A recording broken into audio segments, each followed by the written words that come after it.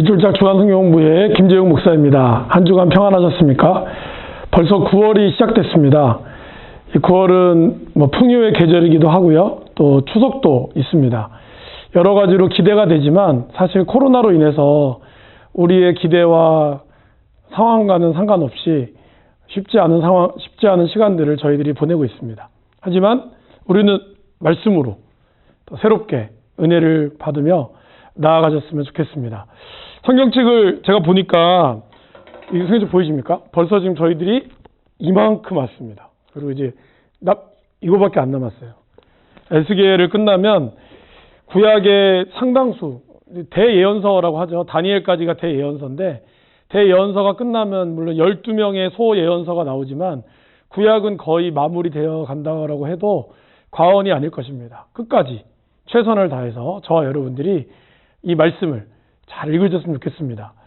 여러분 말씀을 읽으면서 어떤 말씀은 잘 들어오고 어떤 말씀은 잘 들어오지 않으실 때가 있죠. 저도 사실 에스겔을 생각하면 어떤 게 떠오르냐면 교육전도사 때 새벽 기도를 나가니까 그 당시에 담임 목사님께서 에스겔을 설교를 하셨어요. 근데 너무 무거운 거예요. 맨날 심판 나오지 알아들을 수 없는 이 새벽에 약간 알딸딸한 잠 오는 가운데 말씀을 들으니까 비유가 나오고 이렇게 너무 힘들더라고요. 그래도 목사님께 여쭤본 적이 있거든요. 목사님 왜 이렇게 새벽에 좀 힘이 되는 말씀을 하시지 왜 이런 말씀을 하시냐. 목사님한테 제가 좀 건방지게 좀 여쭤봤어요. 그러니까 목사님께서 그런 말씀을 하시더라고요. 하나님의 말씀을 다 좋은 것만 읽을 수 없다. 우리의 인생이 늘 좋을 수만 없듯이 하나님의 말씀도 또 어려울 때가 있고 또 쉬울 때도 있고 은혜가 될 때도 있고 때로는 마음의 찔림이 오는 무거울 때가 있고 피하고 싶을 때가 있다. 하지만 그 말씀을 다 두루두루 읽어야 우리가 건강해진다. 라는 말씀이 기억이 납니다. 저와 여러분들도 이 에스겔을 통해서 어두운 이스라엘의 이 시간들 또 우리와 비교하면 참 비슷할 때가 너무 많거든요. 그러한 시간들을 우리가 말씀을 통해서 되돌아보고 내 자신을 되돌아보고 또 이 나라를 향한 하나님의 계획과 중보하심도 살펴봤으면 좋겠습니다. 오늘도 힘차게 잘 감당하셨으면 좋겠습니다. 우리 기도로 시작하겠습니다. 사랑과 은혜가 많으신 아버지 하나님, 우리에게 에스겔의 말씀을 읽도록 허락하여 주시니 감사합니다. 이스라엘의 멸망과 또 이후에 하나님의 회복의 말씀들을 저희들이 읽어나가면서 오늘 우리 시대를 향한 하나님의 마음을 잘 깨달을 수 있는 시간이 되게 하여 주시옵소서. 어렵고 힘들고 때로는 마음 무겁더라도 우리가 지나치지 않게 하시고 하나님의 말씀을 한 구절 한 구절 깊이 묵상하며 나아가게 하시고 그 가운데에서 더 마음 아파하시는 하나님의 마음을 깨닫게 하여 주옵소서. 오늘도 부족한 종에게 함께하여 주셔서 감사합니다. 듣는 모두에게도 성령의 충만함으로 허락하여 주시옵소서. 예수님의 이름으로 기도합니다. 아멘. 자, 오늘은 그래서 에스겔 4장부터 24장까지의 펼쳐서 말씀을 살펴보도록 하겠습니다. 준비물 다 준비되셨죠? 성경책 필기후. 자, 그리고 이제 문제. 늘 말씀드리지만 이제 3, 4분기도 이번 9월이 끝이 납니다. 끝까지 최선을 다해 주시기를 바랍니다. 채널 아마 보시면 좀 실망을 많이 하실 거예요. 왜 이렇게 더디 올라오지? 네, 맞습니다. 죄송합니다. 제가 빨리빨리 올려야 되는데 이 채널을 하기가 좀 쉽지가 않네요. 열심히 하도록 하겠습니다. 자, 에스겔을 이제 그림으로 이렇게 쭉 보시면 이제 오늘은 4장부터 24장까지죠. 여기까지 임합니다. 그래서 시각적 연출. 그러니까 오늘 문제 기억나시죠? 왼쪽으로 390일, 오른쪽으로 40일. 이렇게 이런 어떤 시각적 그림과 소식들, 환상들, 이런 모든 모습들이 또 비유와 우화를 사용하는 이런 모습들을 통해서 하나님은 다양하게 이스라엘에게서 말씀하고 싶으셨던 것 같아요. 그냥 하나로 말로 못 깨달아드니까 때로는 관심을 갖게 하려고 비유를 들기도 하고 수수께끼를 내보기도 하고 또 에스겔을 통해서 390일 동안 왼쪽으로만 눕게 하고 또 오른쪽으로만 눕게도 하고 이런 것들을 하신 이유 why? 다 같이 해보실까요? 하나 둘 셋 why? 이유가 뭘까요? 말씀을 잘 듣게 하기 위해서 그렇죠? 말씀을 듣게 하고 잘 귀 기울여 집중하게 하기 위해서 필요하다는 겁니다. 그만큼 하나님은 우리가 하나님 말씀대로 듣기를 원하고 계시다는 거죠. 이거를 잘 기억하셨으면 좋겠습니다. 에스겔은 파괴로 시작해서 재건으로 끝이 납니다. 에스겔은 절박한 순간에 임하시는 주님의 영광. 아무리 나라가 멸망하는 이 절박한 순간이라 할지라도 하나님의 영광은 있고 그 영광이 있는 곳에 그 영광을 믿는 자는 살 것이고 그 영광을 맛보게 될 것이다. 이것이 바로 에스겔이 말씀하는 메시지죠. 저자는 에스겔이고요. 주요 단어는 심판, 축복, 칼이 또 굉장히 많이 나옵니다. 오늘도 한번 보겠지만 그 다음에 개인의 도덕적 책임. 이 문제가 오늘 이 두 가지의 큰 문제가 나오죠. 문제 가운데 나오죠. 특징은 여호와 하나님이 총 217번 등장합니다. 여러분, 나라가 잘 될 때는 대통령이나 뭐 나라의 임금을 기억하지 못한다고 하죠. 그만큼 평안하니까. 그래서 요순 시대는 임금이 누군지 몰랐다. 이런 말이 있었습니다. 여호와 하나님이 이렇게 많이 나온다는 건 뭘까요? 하나님을 높여서 그러면 얼마나 좋겠어요. 그게 아니라 그만큼 하나님이 등장해서 이 땅에 대한 백성들의 심판 이것들을 행한다는 뜻이죠. 슬픈 거죠. 숫자 넷 완전함의 상징이 계속 나오고 1장에 12번 총 40번이 나옵니다. 죄에 대한 각 개인의 책임과 하나님의 은혜를 강조하고 전체적으로는 이제 순서가 좀 일정합니다. 그래서 중간중간에 날짜가 나오죠. 오늘도 몇 장 첫째 줄에 날짜가 나오잖아요. 그걸 통해서 순서가 잘 이루어가고 있고 아까도 말씀드렸던 것처럼 상징과 우화, 실물 교육을 많이 사용하고 있다. 에스겔의 구조는 유다 심판, 오늘까지의 유다 심판이죠. 그 다음부터 이제 이방 심판, 25장부터 그리고 마지막에는 회복 이렇게 끝납니다. 심판이 이어지고 회복의 메시지가 이어진다고 볼 수 있습니다. 자, 이제 문제 보시겠습니까? 에스겔 4장은 예루살렘에서 다가오게 되는 네 가지의 어떤 표징을 이야기합니다. 4장과 5장에 걸쳐서. 그래서 4장에는 몇 개가 나올까요? 3개. 정답은 4번이죠. 그죠? 토판에 예루살렘을 이렇게 그려라. 그리고 여기 에워싸는 거예요. 왜? 성읍이 포위된다는 걸 보여주기 위해서. 두 번째는 왼쪽으로 390일, 사마리아의 죄로 인해서. 그리고 오른쪽으로 40일, 이 유다의 죄를 위해서 이렇게 하는 것. 그 다음에 쇠똥으로 인분을 대신하여 떡을 구워라. 아유, 맛도 없잖아요. 그죠?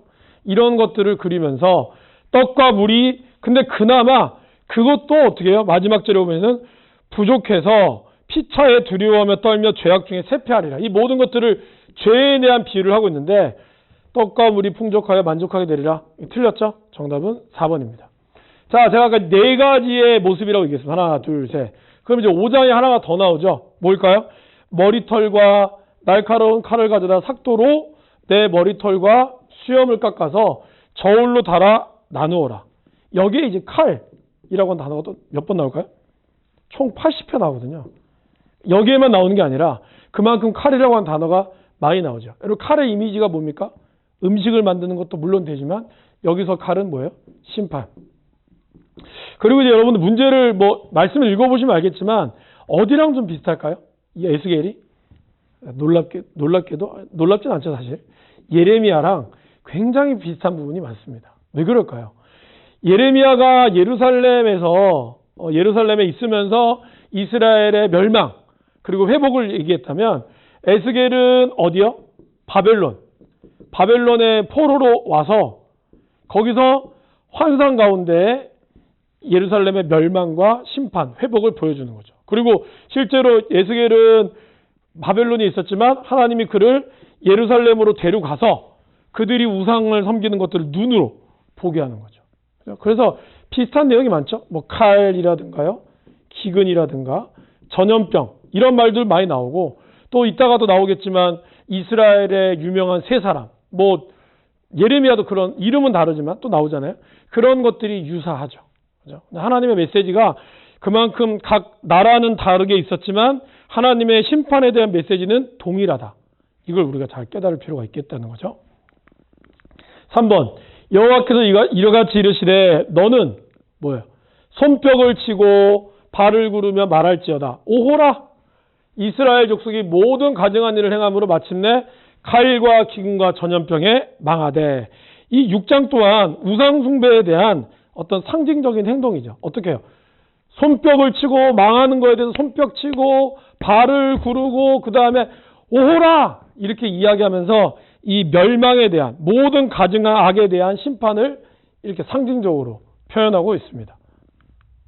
4번. 뭘까요? 끝이 왔도다. 끝이 왔도다. 끝이 너에게 왔도다. 볼지어다. 그것이 왔도다. 7장에 공통적으로 들어갈 단어는 바로 이 끝이죠. 그래서 끝이라는 것은 뭘까요, 여러분? 완전한 하나님의 심판을 이야기합니다. 그죠? 심판이 그냥 뭐 살짝 임하다가 하는 게 아니라 완전한 끝. 결국에는 이스라엘의 멸망, 그리고 예루살렘의 함락, 그들이 그렇게 자랑하고 여겼던 이 모든 것들이 하루아침에 무너지게 된다라는 것을 에스겔을 통해서 이야기하고 예레미야를 통해서 사실 각 선지자들을 통해서 계속해서 얘기했거든요. 근데 그것이 점점 더 가까우니까 하나님의 메시지가 어떻게 돼요? 좀 더 다급하고 그리고 더 직설적이고 더 잔인해지게 되는 거죠. 너무 정말 이 시대에 살았다면 진짜 마음이 아팠을 것 같아요. 그죠? 5번.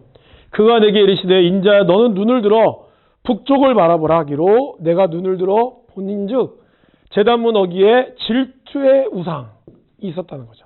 여러분 이게 8장 보세요. 8장 1절.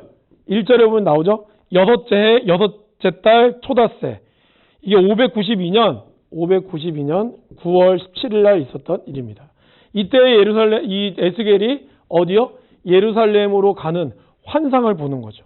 그래서 여기 4절에 보시면 주의 영이 나를 들어 천지 사이로 올리시고 하나님의 환상 가운데 나를 어디요? 예루살렘으로 이끌어 가셨다. 그래서 예루살렘에 보니까 질투를 일으키는 우상을 가지고 누가 70명의 장로들과 2명의 지도자들이 이거를 가지고 그러면 안 돼. 채찍 꾸짖어야 되는데 오히려 그들이 더 하고 앉아있네요.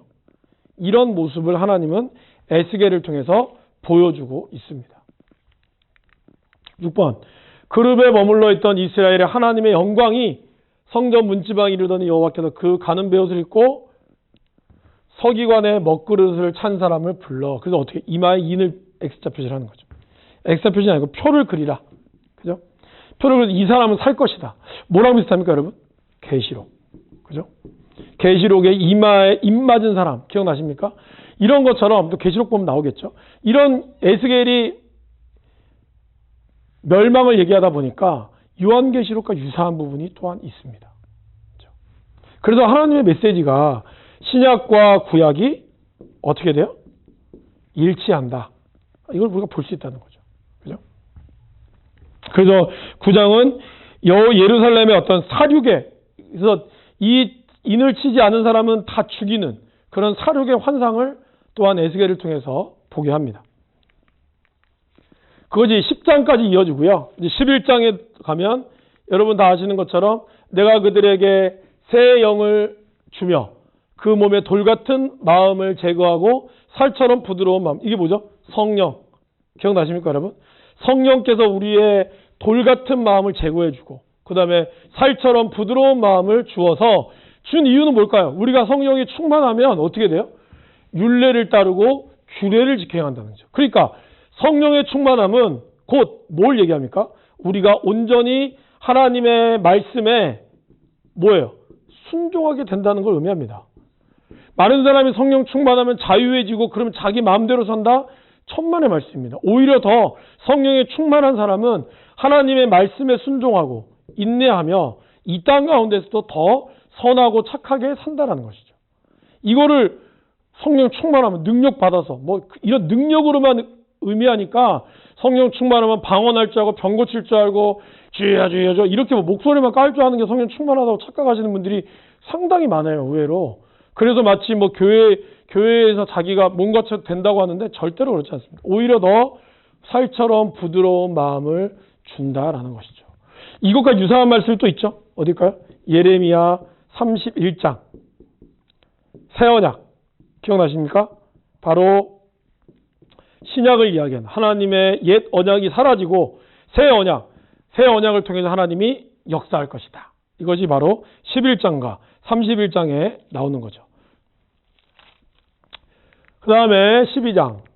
인자야 너는 떨면서 음식을 먹고 놀라고 근심하면서 내 물을 마시라. 이것도 일종의 유다의 무익한 거짓 낯가림에 대한 몇 장까지냐면은 19장까지 아까 1장에서 11장까지 그렇게 이스라엘이 멸망하고 그러면 심판 가운데 있을 거다 함에도 불구하고 예레미야 시대에도 어땠죠, 여러분? 거짓 선지자들이 아니야. 내가 하나님 앞에 들었어. 하나님은 우리에게 평강을 줄 것이고 바벨론은 곧 무너질 것입니다. 라고 얘기했잖아요. 그런데 예레미야를 막 포박시키고 거짓 선지자라고 그를 정치적으로 매장하고 그 다음에 종교적으로도 매장시켰잖아요. 마찬가지로 에스겔도 바벨론에서 그렇게 이야기했지만 여전히 거짓 낙관론. 그죠? 아니야. 우리는 그래도 희망이 있어. 이런 낙관론을 계속 펼치고 있었다는 거예요. 그거를 가지고 이제 12장부터 19장까지는 좀 더 세게 나간다는 거죠. 그래서 첫 번째 첫 번째는 원래 뭐냐면은 1절에서 행장을 꾸리고 그 다음에 끌려가는 것. 그래서 마치 내가 끌려가면서 옷을 차려입진 않죠. 근데 옷을 입고 끌려가는 모습을 첫 번째 어떤 상징이라면 두 번째는 뭐예요? 떨면서 음식을 먹고 놀라고 근심하면서 먹는 거예요. 먹긴 먹어야 되는데 이 나라가 멸망하니까 걱정되는 거예요. 몸이 두루두루 떨리는 거예요. 이런 모습을 상상하고 이야기하고 있습니다. 그리고 또한 21절부터는 문제는 제가 내지 않았지만 속담과 묵시에 대한 그죠? 그 다음에 하나님의 심판이 지연될 것이다. 이젠 아니라는 거예요. 예전엔 그랬는데 이젠 아니라는 거예요. 이거에 대한 묵시들을 계속해서 이야기하고 있습니다. 그리고 이제 13장에 거짓 선지자. 어떤 사람이 거짓 선지자일까요? 여호와의 말씀에 본것 없이 뭐예요? 자기 마음의 심령을 따라 예언하는 사람. 그러니까 자기에게 돈 주면 평강을 외치고 돈 안 주면 저주를 외치는 자기 심령을 따라 예언하는 자들. 이러한 어리석은 자에게 화가 있을 것이다. 그러니까 이 당시에 이런 선지자들이 엄청 많았다는 거예요. 맨날 축복 빌어주고 그걸로 복비 받고 그죠? 그 다음에 자기 돈 안 주면 저주를 하고 사람이 저주를 받으면요 굉장히 기분이 나빠요. 저도 그 도를 아십니까? 한번 만나본 적이 있거든요. 다짜고짜 저한테 처음에는 막 덕이 있는 것 같아요. 막 이러다가 갑자기 조상이 뭐 죄를 지었고 지금 마가 끼었다 이러는 거예요. 안 믿기는데도 기분이 너무 나쁜 거야. 일주일 내내 기분이 굉장히 안 좋았어요. 그러다가 이제 우리 청년부 같이 지체들하고 나누면서 똑같은 멘트를 하는 걸 알고 제가 많이 풀렸어요. 근데 그만큼 사람이 뭔가 자기에 대한 저주, 그 다음에 자기에 대한 축복, 이거에 대해서 특별히 더 민감한 사람이 있어요. 그래서 그러한 저주의 소리를 듣지 않기 위해서 돈을 갖다 바치는 거죠. 더 많은 복을 받기 위해서 돈을 갖다 바치는 거예요. 그리고 늘 긍정적으로 이야기해주고 이러면은 그 사람이 자기한테 우쭈쭈 해주면 좋은 줄 알아요. 여러분, 저주, 축복, 하나님 앞에 진실되게 말듣는 게 더 중요한 겁니다. 아무리 뭐 거짓말이라고 해서 플라시보 효과처럼 거짓말 얘기하면 당장 기분 좋을지 모르지만요. 결국 그 사람의 인생은 끝나는 겁니다. 우리는 얼마나 하나님의 말씀을 잘 듣느냐. 물론 말에 있어서 태도도 중요하지만 그것만큼 더 중요한 건 뭘까요? 진실된 말. 이것이 굉장히 중요하다는 것을 기억하시기를 바랍니다.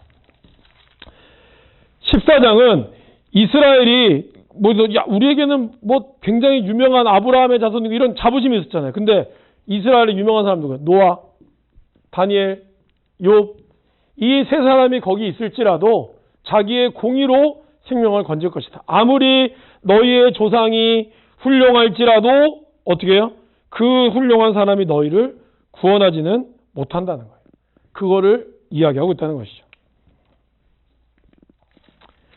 15장. 그러므로 주 여호와께서 이와 같이 말씀하셨느니라. 내가 숲을 가운데 있는 포도나무를 불에 던질 땔감이 되겠다. 이것도 포도나무 비유죠. 이스라엘이 보통 포도나무로 많이 비유되잖아요. 그죠? 근데 포도나무가 열매를 맺으면은 땔감을 못 쓰죠. 근데 열매를 못 맺히는 거예요. 그러니까 어디에 밖에 못 써요? 땔감밖에 못 쓰네. 불에 던져질 예루살렘 주민도 그같이 된다는 거예요. 그렇게 하나님의 영광을 누렸던 이 나라도 결국에는 열매 없는 포도나무처럼 땔감이 될 뿐이다 라는 것을 말씀하고 있습니다. 12번. 에스겔 16장은 내용이 굉장히 많죠. 전체적으로는 불성실한 예루살렘. 그래서 어떻게 보면 예루살렘의 역사를 쭉 읊어주고 있어요. 첫 번째, 원래 예루살렘은요, 신명기 7장 7절 말씀 아십니까? 너희들이 선택받은 거는 민족이 커서가 아니야. 오히려 너희는 가장 작은 족속이다. 내가 너를 사랑함으로 말미암아 선택하였다라고 신명기 7장 7절에 얘기하죠. 그만큼 얘네들은 원래 피투성이, 그래서 정말 언제 죽을지 모르는 미숙아로 태어났다는 거예요. 그런데 하나님이 피투성이라도 살아있어라 해서 그들이 간신히 살아났고, 그리고 이제 어떤 여성의 아름다움을 비유했던 그 표현을 통해서 아름다운 예루살렘의 모습이 되었다는 거예요. 근데 그것을 감사할 줄 모르고 어떻게 해요? 화려함을 믿고 내 명성을 가지고 그들은 도리어 그들의 원래 부모이자 또 원래 신랑이었던 하나님을 믿고 따르지 않고 다른 신들과 다른 멋져 보이는 것들 앞에 자기 몸을 추악하게 맡겨버렸다는 거예요. 이거를 이야기하면서 그 다음에 이제 소돔의 죄악 얘기하죠. 소돔의 죄악과 교만은 뭘까요? 음식물의 풍족함. 이거 풍족한 게 뭐예요? 평안함. 우리는 멸망하지 않을 거야. 여러분, 조카 롯이 처음에 어디를 선택했죠? 소돔을 선택했어요. 이유는 why? 이유는 뭘까요? 그곳이 애굽과 같아서. 애굽 가봤었잖아요. 그죠? 아브라함과 함께 롯은 애굽에 가보니까 얼마나 좋았어요. 그러니까 소돔이 대번에 애굽과 같으니까 자기 삼촌보다 먼저 내가 좋은 데 선점할 거야. 이렇게 얘기한 거잖아요. 망할 줄 알았을까요? 몰랐죠. 망할 줄 알았으면 안 갔죠. 그런데 결국에는 그들의 교만함과 풍족함과 태평함 때문에 멸망할 것이고. 그러나 또 희한하게도 그죠? 소돔과 사마리아는 회복될 것입니다. 55절 회복된다고 나와 있거든요. 정답은 뭘까요? 4번. 소돔과 사마리아는 회복되지 못할 것이다. 아니죠. 그러니까 하나님은 이런 예루살렘에 대한 심판이 있지만 또한 이방에 대한 심판이 있지만 궁극적으로는 뭐예요? 심판을 통해서 다 없애버리시고 한번 확 뒤집고 그 다음에 하나님의 회복의 역사가 일어나게 될 것을 말씀하고 있다는 것이죠. 13번. 인자야 너는 이스라엘 족속에게 어떻게 해요? 수수께끼와 비유로 말하라. 수수께끼는 난해한 것들을 이렇게 내면서 귀 기울이게 하고 교훈을 주는 거죠. 14번. 범죄하는 그 영혼은 죽을지니라. 14장은 이제 개인의 어떤 개인의 죄에 대한 책임을 하나님이 묻는 겁니다. 아버지가 신실하다고 해서 아버지는 신실한데 아들은 영 아니야. 그러면 아들은 심판받는다는 거예요. 반대로 아버지는 영 아니야. 근데 아들이 너무 신실해. 그러면 아들은 하나님께서 이에게 복 준다는 거예요. 이거에 대한 이야기를 하는 거죠. 그래서 아버지는 아들의 죄를 담당하지 아니하고 의인의 죄악도 자기에게도 돌아가고 죄송합니다. 아버지의 죄를 담당하지 않고 아들의 죄악도 담당하지 않아요. 아버지는. 그죠? 서로 각자. 그리고 의인의 공의도 자기에게로 돌아가고 악인의 악도 자기에게로. 그래서 이 죄가 연대 책임을 묻고 너희의 조상이 가게에 흐르는 저주를 끊어라 이런 말도 안 되는 말이 아니라 하나님은 자신의 죄. 아무리 우리 가게가 우리 집안이 무당 집안이었어요. 무슨 상관이에요? 내가 하나님 앞에 신실하면 되지. 그러면 그 모든 것들이 오히려 끊어진다는 거죠. 15번. 불이 그 가지 중 하나로부터 나와 열매를 태우니 이 19장 말씀은요. 이스라엘의 마지막 왕 4명의 왕에 대한 이야기가 나옵니다. 그래서 여러분 보시면은 제일 처음에 암사자, 새끼, 젊은 사자 나오죠. 이게 여호아스로부터 시작해서 여호아스 첫 번째, 그 다음에 여호야긴, 그 다음에 시드기야. 그죠? 그래서 저는 여호아스, 긴, 야로 배웠거든요. 이 4명의 왕에 대한 애가를 그린 것이 바로 19장입니다. 그 뭐예요? 결국 이스라엘의 멸망을 앞에 두고 하나님 앞에 죄악이었던 이 왕들을 이야기하는 것입니다. 다음 20장. 남쪽의 숲에게 이르기를 여호와의 말씀을 들을지어다 이같이 말씀하지. 원래 이제 바벨론을 보통 북에서 왔다 그러잖아요. 근데 이제 바벨론이 워낙 이 기세가 커서 남쪽과 북쪽의 숲을 모두 다 태워버린다. 그래서 불과 불꽃으로 태워버리고 꺼지지 않는 나라가 이러한 심판을 유다가 당하게 될 것이다. 라고 말씀하고 있습니다. 17번. 이제는 또 17부터는 아까 우리 칼 얘기했죠? 21장도 칼에 대한 심판이 나옵니다. 칼에 대한 메시지가 나와요. 그래서 21장에 보시면은 첫 번째는 이렇게 나옵니다. 칼을 뽑아요. 하나님이 칼을 뽑고 그 칼을 거두지 않을 것이다. 라고 이야기합니다. 그 다음에 8절부터는 칼을 갈아요. 그 칼이 얼마나 날카롭냐면 죽임을 위해서 날카롭게 하고 번개같이 이 빛나게 한다는 거죠. 그래서 햇빛에 보면 칭! 이런 어떤 칼의 굉장한 빛남을 통해서 칼을 갈아서 그 칼을 어디로 해요? 칼이 예루살렘을 향하여 심판을 하고 그 다음에 암몬, 지금의 요르단이라고 그러죠. 암만, 요르단의 수도 암몬, 이 요르단을 향하여 하나님의 심판이 있을 것이다. 그러면 왜 특별히 암몬을 지역했느냐? 암몬은 유아제사, 인신제사라고도 하죠. 사람을 제물로 바치는 아주 가증한 일을 하고 있는 이 모습을 보였기 때문에 그렇습니다. 18번, 사람이 은이나 노지나 쇠나 나무나 주석이나 모아서 어디에? 풀무불 속에 넣고. 그래서 강렬한 불을 통한 하나님의 심판을 이 말씀을 통해서 이야기하고 있습니다. 그 다음에 23장, 그 형은 오홀라요 그의 아우는 오홀리바라. 여러분 16장에도 이런 그 불성실한 예루살렘 기억나시죠? 거기에 이제 온갖 우상에 대한 이야기들을 다 담겨져 있어요. 다시 한번 보시면 알겠지만 거기에도 이제 사마리아와 이스라엘이 예루살렘이 형제간으로 나오거든요. 근데 그거는 이제 우상 숭배에 대한 부분이라면 이 16장 오홀라와 오홀리바는, 오홀라는 그의 장막, 그녀의 장막이란 뜻이에요. 그녀의 장막. 그러면 오홀리바는 뭘까요? 그녀의 장막 안에 내 장막에 그녀가 있다. 내 장막이 그녀 안에 있다는 뜻이에요. 그러니까 오홀라의 장막 아래에 오홀리바가 있다, 이런 뜻이죠. 그 말은 뭘까요? 바로 얘네들이 정치적 외교를 했다는 거예요. 정치적 외교를 했기 때문에 결국에는 둘 다 멸망할 수밖에 없는 것이죠. 그래서 형은 사마리아, 오홀리바는 예루살렘을 뜻합니다. 마지막 20번. 그러므로 주 여호와께서 이같이 말씀하셨느니라. 피 흘린 성읍 녹슨 가마, 그 속에 녹을 없이 하지 아니한 가마여 화 있을진저.